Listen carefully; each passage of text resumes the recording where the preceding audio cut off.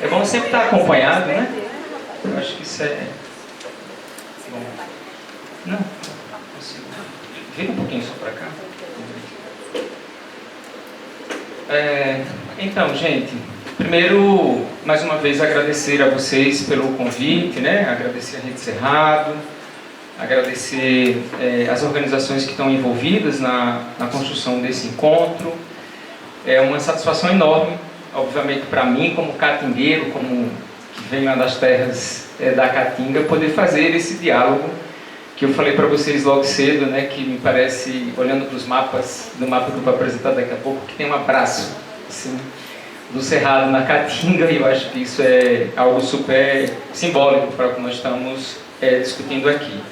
Eu montei uma apresentação, e é uma apresentação que ela tem um caráter bastante didático a princípio, porque eu também não sei o quanto que cada um e cada uma de vocês conhecem sobre essa agenda da desertificação, o que é que significa isso, e sobre a própria Conferência das Nações Unidas de Combate à Desertificação. Então, eu peço licença aos colegas e pessoas que já têm conhecimento sobre o tema, um pouquinho de paciência para que a gente possa deixar todo mundo com o maior grau possível de entendimento sobre o processo, né?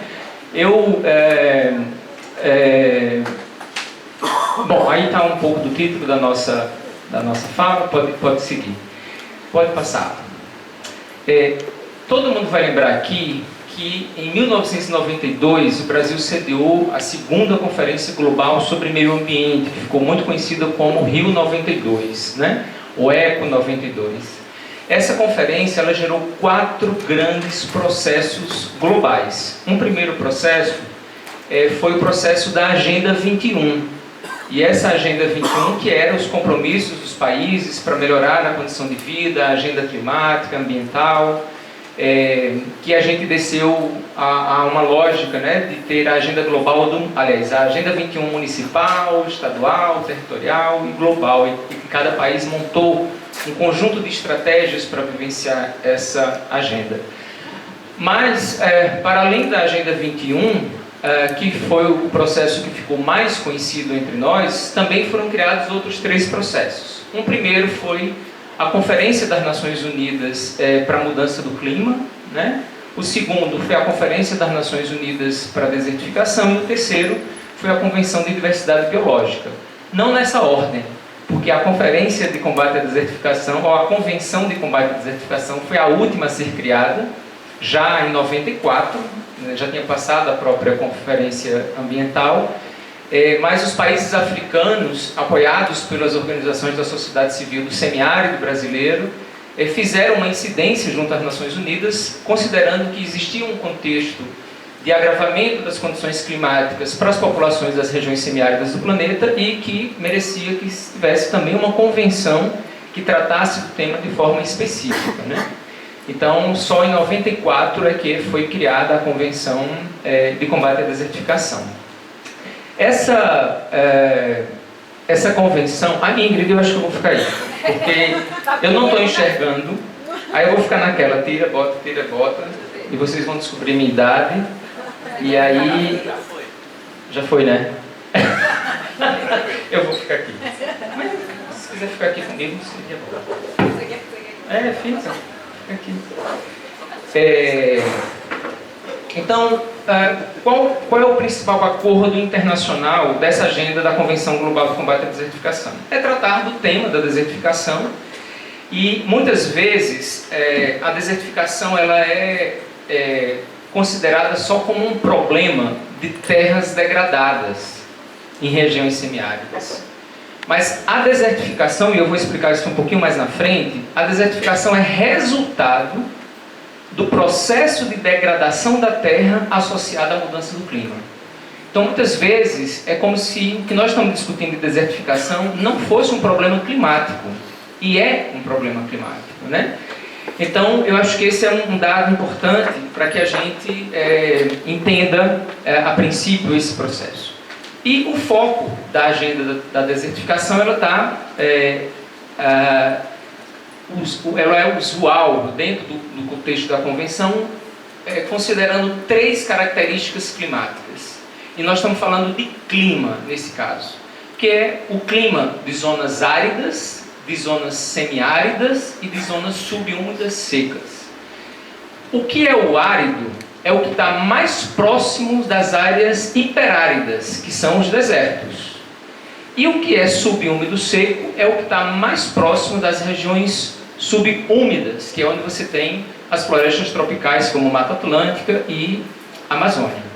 Então, essa nossa área de aridez, nós estamos ali entre um mundo hiperárido e um mundo com bastante umidade.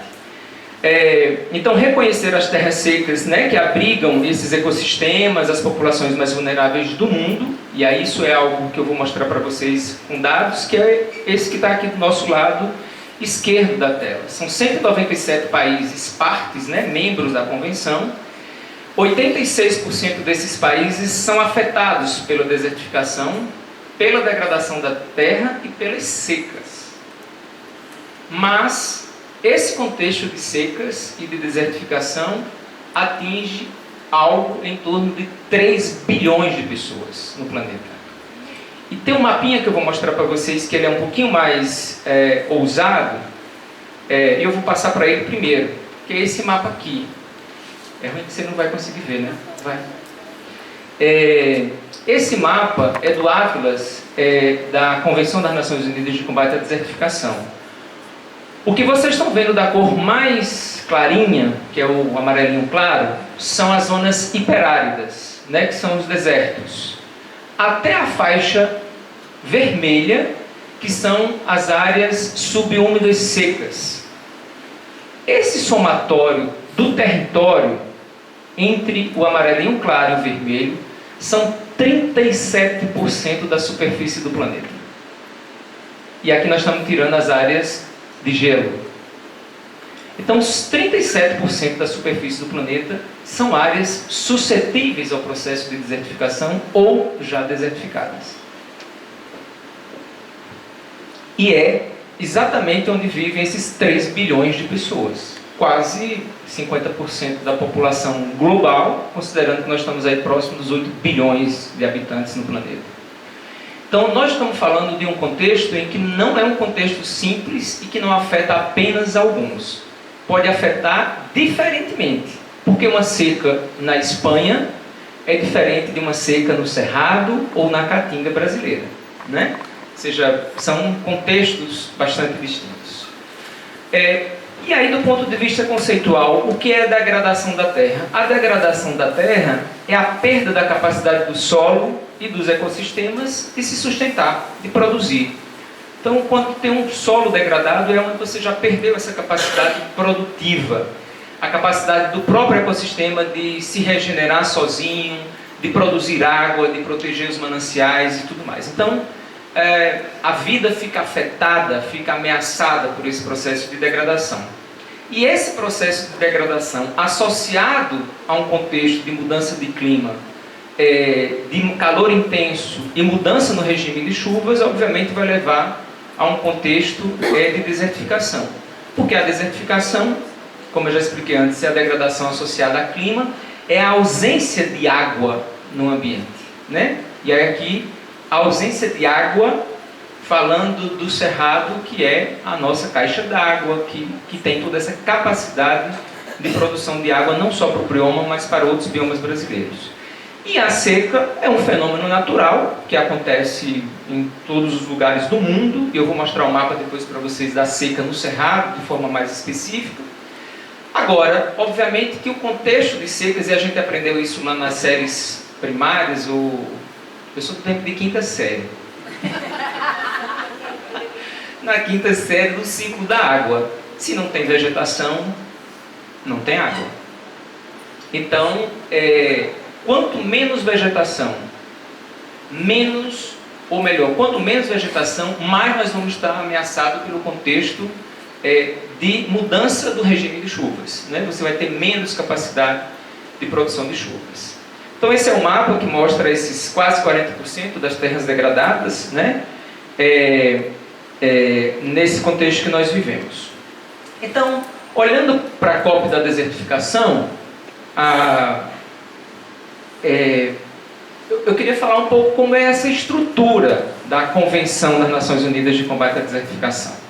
Primeiro, você tem uma estrutura organizativa onde você tem as conferências. A convenção é um documento que esses 197 países firmaram acordo entre eles. Inclusive, eu estou com 2 documentos ali que quero deixar com vocês da Rede Cerrado, obviamente com outros parceiros que estejam aqui, só trouxe 2 porque é bem pesado. Mas eu tenho a cada 2 anos uma conferência onde esses países se reúnem para discutir medidas, tomar decisões sobre por onde caminhar para os compromissos dos países em relação à convenção. Tem o Comitê de Ciência e Tecnologia, que é um espaço de pesquisadores, experts nessa área, né, para poder produzir conhecimento, ciência que subsidiem os governos a tomar decisões sobre o contexto. Tem o CRIC, que é o Comitê de Revisão. Então, a cada 2 anos a gente tem uma conferência e no meio desses 2 anos a gente tem uma reunião do Comitê de Revisão, né? Então, intercalado. E a gente tem os espaços de participação da sociedade. Obviamente que a sociedade civil pode participar da própria conferência em si, mas dentro da conferência tem uns órgãos que a gente chama de órgãos subsidiários, que por exemplo, o Caucus de Gênero, é um espaço para a discussão do impacto da desertificação na vida das mulheres e como que as medidas que os países tomam em relação à convenção contribuem para atenuar, para mitigar ou para gerar, obviamente, o processo de adaptação à melhoria da condição de vida das mulheres afetadas pelo processo de desertificação.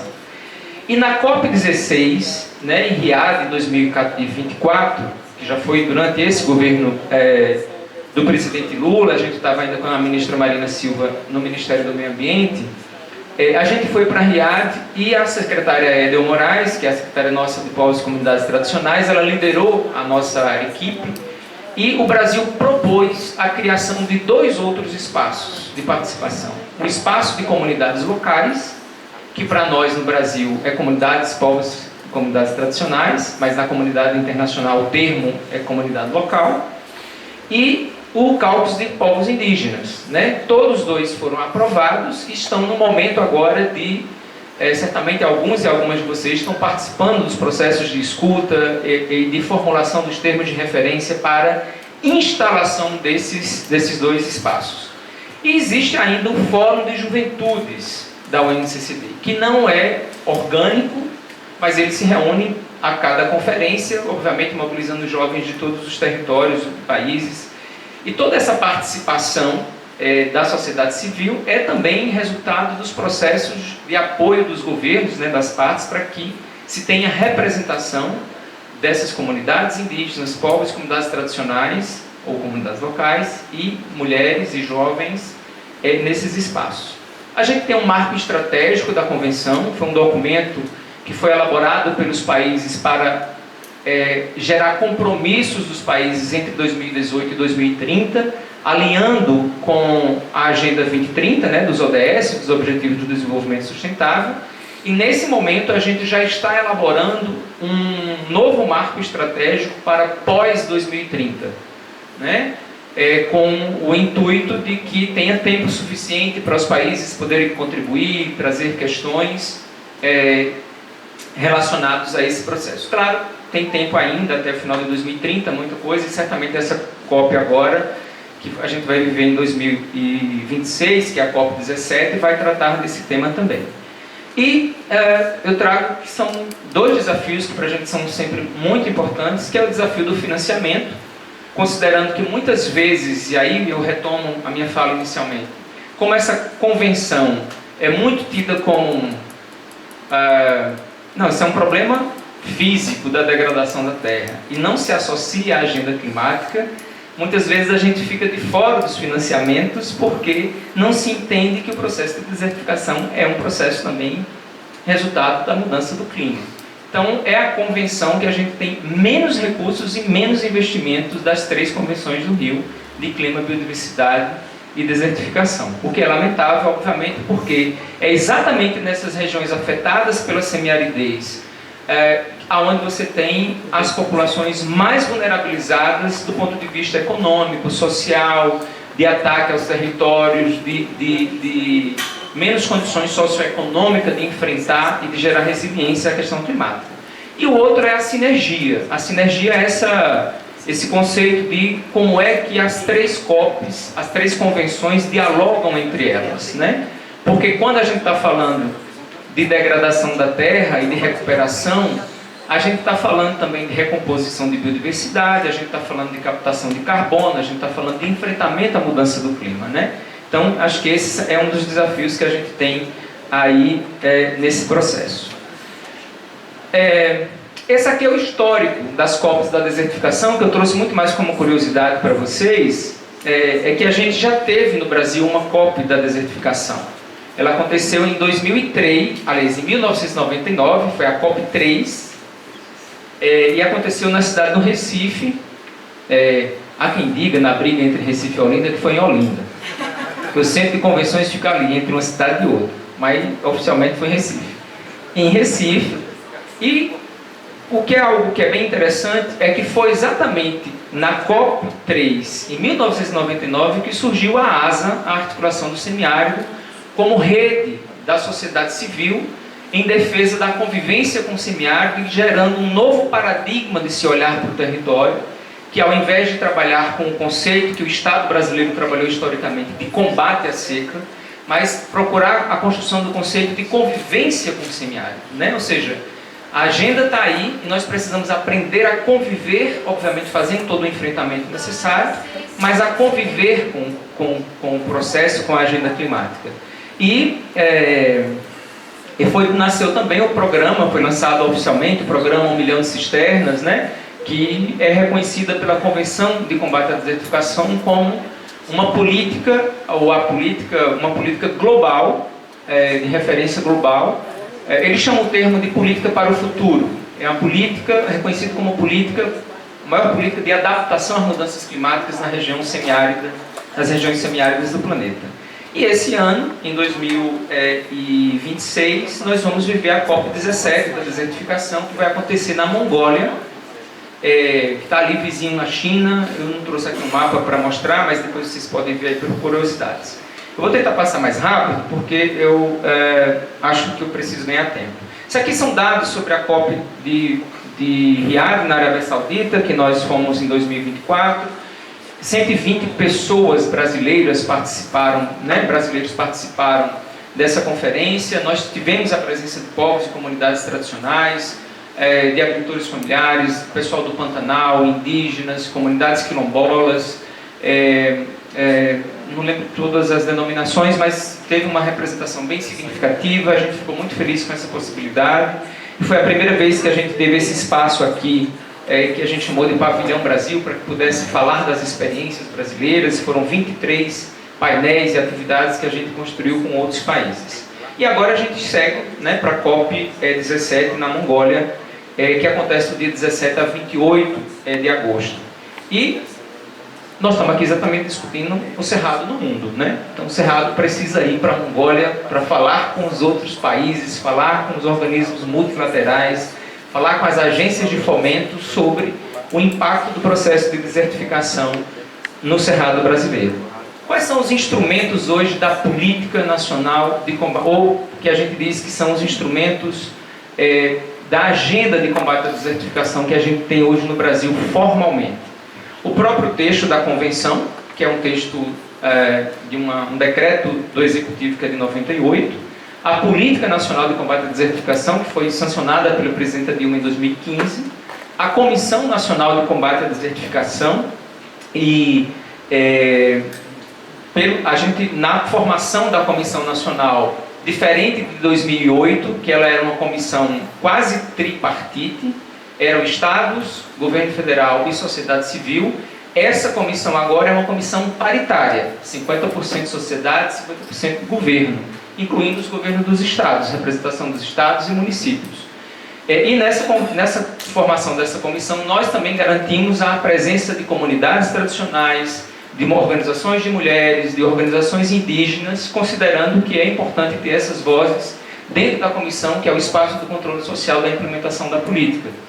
E a gente tem o CAA, que é uma das organizações que compõe essa comissão nacional, o Alisson e a Valquíria,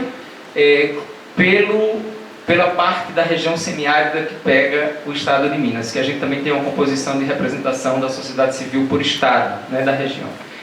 E nós temos o PAB, que é o Plano de Ação Brasileiro de Combate à Desertificação. Eu deixei uns folhetozinhos na mesa de chegança, tem um QR Code para as pessoas acessarem o documento virtual, que é um dos principais instrumentos que a gente tem do processo de escuta e, obviamente, de formulação das estratégias para os próximos 20 anos na agenda do combate à desertificação.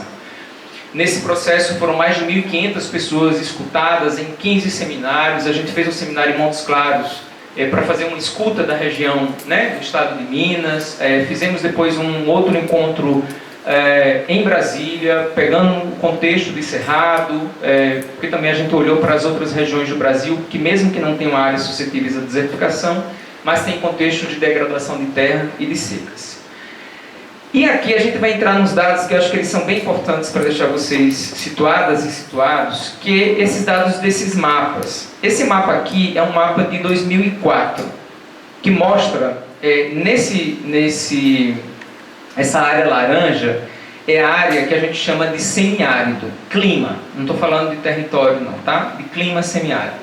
E essa pontazinha, essa bordazinha aqui mais clara, meio azulzinha, são as regiões que a gente chama de subúmido seco. Entre 2004 e 2020, passados 16 anos, a gente tem um aumento dessa área laranja sobre essa área azul clara de 140 mil quilômetros quadrados. Aí você diz assim, que tamanho é isso? O estado de Pernambuco tem 98 mil quilômetros quadrados. Então é um estado de Pernambuco e meio de clima semiárido que cresceu sobre a região do clima subúmido seco.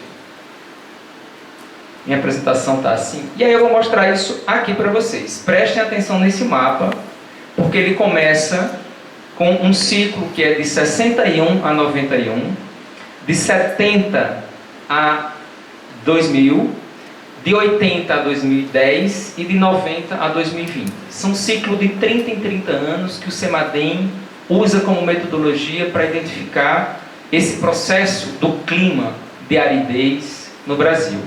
Vejam que essa primeira parte vai crescendo e vai crescendo. Observe como essa mancha central no Nordeste, ela vai se expandindo, e como ela se expande para esse amarelo e esse verde sobre a região azul, que aí seria o úmido. Isso significa, ou mostra para a gente o quanto a gente está perdendo de umidade. A gente está perdendo a presença da água no ambiente. Então, isso é algo extremamente perigoso, porque obviamente ameaça a condição de vida das populações que vivem nesse território, né? Então, eu vou voltar lá para o meu mapa, porque a ordem não ficou muito boa, mas é isso. Esse mapa aqui é um mapa que a gente está utilizando no Plano de Ação Brasileiro de Combate à Desertificação, que mostra as regiões de suscetibilidade à desertificação no Brasil. E vejam que aqui no Mato Grosso do Sul aparece uma mancha, assim como aparece uma outra aqui na região do norte do Rio de Janeiro.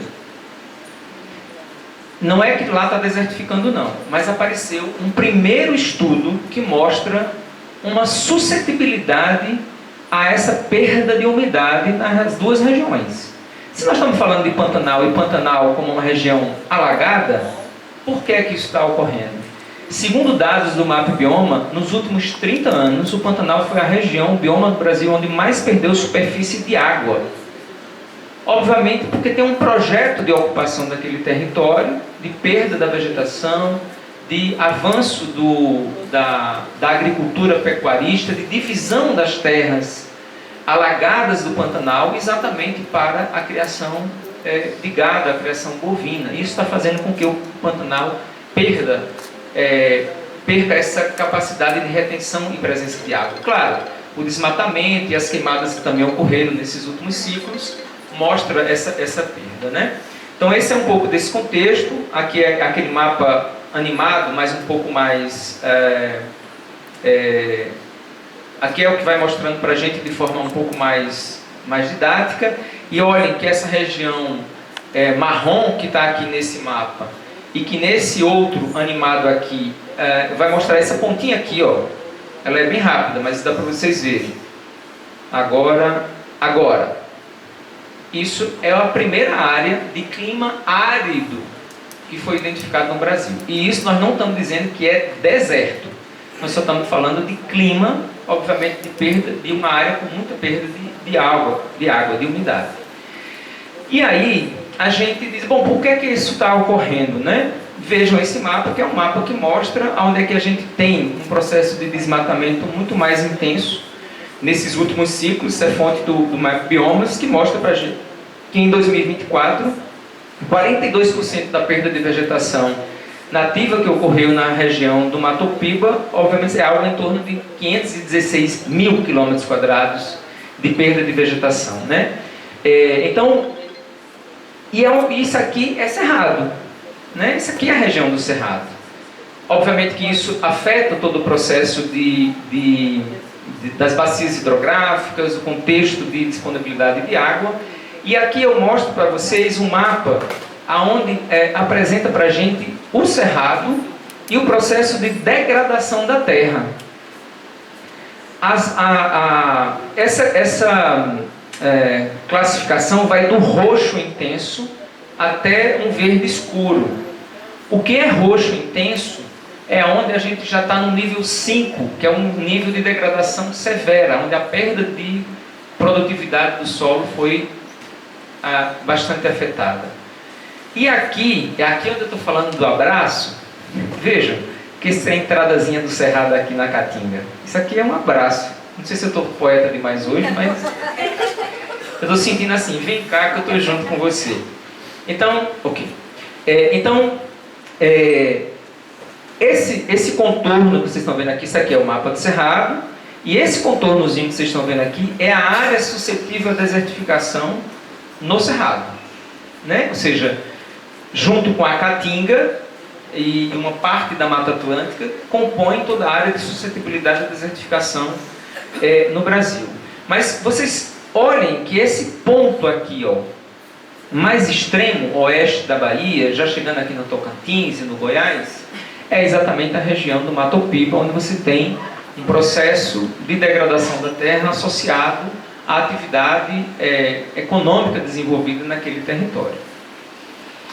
Esse mapa mostra o contexto de secas, né? Nos últimos, acho que é de 90 a 2019. O mapa completo do Brasil mostra que todas as 5 macro-regiões do Brasil, Norte, Nordeste, Sudeste, Centro-Oeste e Sul, em algum momento, de 90 a 2019, tiveram algum grau de secas severas, de secas graves. O que é que isso quer dizer?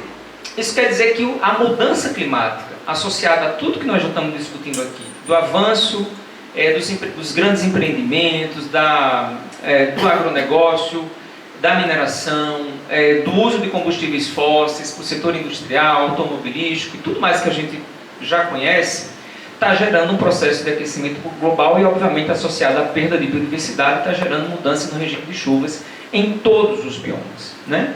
E o cerrado, onde vocês vão ver esses pontinhos vermelhos, que curiosamente assim, né, para ser gentil, mas curiosamente é exatamente na região do Mato Piba. Os pontos vermelhos, o projetor não ajuda, né? O projetor não ajuda, mas os pontinhos mais escuros que vocês estão vendo são áreas onde aconteceram secas com mais de 54 meses entre 90 e 2019. 90 e 2019 nós temos quantos anos? 29 anos. Em 29 anos, a gente pode arredondar para 30. Em 30 anos, em 30 anos, esse território, mais pontinhos vermelhos, mais escuros, tiveram mais de 54 meses de seca. E os marrons tiveram entre 36 e 54 meses de seca. E o amarelo tiveram entre 16 e 36 meses de seca. Ou seja, nós estamos vivendo um contexto de agravamento cada vez mais do impacto das mudanças climáticas, que vai afetar todo o contexto para que a gente possa, de alguma forma, fazer viver no território e, obviamente, ter as condições de vida adequadas das populações que vivem e defendem os territórios. O que a gente tem feito no Ministério, que eu já tenho 2 minutos finais para a gente encerrar. Dentro do nosso Departamento de Combate à Desertificação, a gente tomou algumas medidas. O Ministério do Meio Ambiente, nosso orçamento é muito pequeno para que a gente possa ter ações de trabalho, de restauração de terras degradadas, mas a gente tem usado a captação de recursos via a cooperação internacional. A gente tem discutido com o Banco do Nordeste, com o BNDES, com a Sudene, para assumir e aportar recursos que contribuam para o processo de combate à desertificação. Agora, na Semana do Meio Ambiente, muito possivelmente a Sudene, o BNDES e o BNB vão lançar um edital para a recuperação do bioma Caatinga, de terras degradadas no bioma Caatinga, com projetos para as organizações da sociedade civil, e a região norte de Minas está incluída, obviamente, pelo contexto de Caatinga, que tem dentro do estado de Minas. A gente tem elaborado o próprio Plano de Ação Brasileiro de Combate à Desertificação como uma agenda estratégica para que a gente consiga avançar, para que outros ministérios também assumam essa agenda. A gente reinstalou a Comissão Nacional de Combate à Desertificação, no sentido de fazer um controle social e trazer o governo para dentro do debate e das questões relacionadas à convenção, aliás, à política, e obviamente estamos nos articulando para ir para a COP. E é isso, acho que é ir para a COP, eu já dei umas respostas lá no nosso grupo, mas assim, ir para a COP da desertificação, obviamente para fazer a defesa dos territórios, eu acho que para deixar explícito para a comunidade internacional as contradições que vivem nesse território, né, do ponto de vista do desenvolvimento, e que afeta a vida das pessoas, das populações que mais conservam, que mais preservam esse ambiente. Eu acho que tem uma estratégia, uma oportunidade de mostrar dados. A Rede Cerrado vai para a Mongólia e mostrar dados, o quanto é que a conservação e a presença das comunidades nos territórios conserva a biodiversidade, conserva a água, conserva solo, conserva a floresta em pé. Eu acho que isso é fundamental para mostrar para a comunidade internacional, para o setor empresarial internacional que acaba investindo aqui no Brasil, gerando todo esse processo de degradação, que a forma como eles estão fazendo também é agressiva, né, para as populações no território. E por último, eu queria dizer o seguinte, eu acho que a mesa anterior suscitou um debate muito interessante sobre esse contexto do governo brasileiro e muitas vezes das contradições que a gente vive no governo. Nós não temos um governo de ruptura. Nós temos um governo, ou estamos vivendo um governo de coalizão. Desde 2023, quando Lula se elegeu pela primeira vez. Os avanços, bons ou pouco ótimos que nós tivemos, foi graças a essa oportunidade que a gente teve. Então, de contradições, e a gente precisa enfrentar essas contradições. Nós não temos base social hoje no Estado brasileiro para ter um governo de ruptura de modelo. Então, não dá para a gente jogar, como se diz no bom popular ditado, a água com a criança. Não sei nem se é muito bom, né, dizer isso. Mas, tipo assim, não dá para jogar tudo fora, não dá para dizer que nada presta.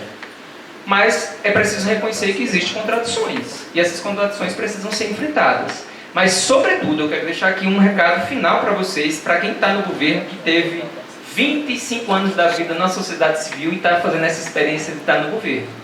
Não existe governo bom sem pressão da sociedade. Achar que porque o presidente Lula chegou e ele sozinho vai fazer, não vai.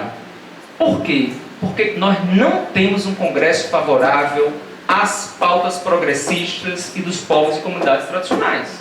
Nós não temos um Congresso favorável à agenda climática e ambiental.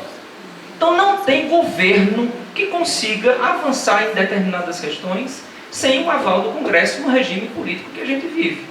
Então, ou a gente reconhece que tem um outro ator que é responsável pelos desmandos e a condição de ameaça que a gente tem nos territórios, ou a gente vai ficar batendo sempre em um ator sem reconhecer que tem outros que muitas vezes é muito mais poderoso e que impede os avanços que a gente precisa. Isso não é tirar a responsabilidade do governo federal, nem dos governos dos estados, que também tem uma parcela de responsabilidade sobre esse contexto. Mas é a gente distribuir essa responsabilidade de forma equilibrada. É isso. Obrigado e a gente vai para a Mongólia juntos.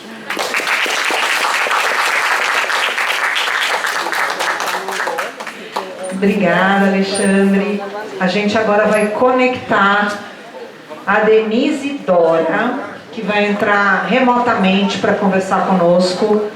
Ela é enviada especial da COP30 para os direitos humanos e a transição justa. Agora é o tempinho da técnica.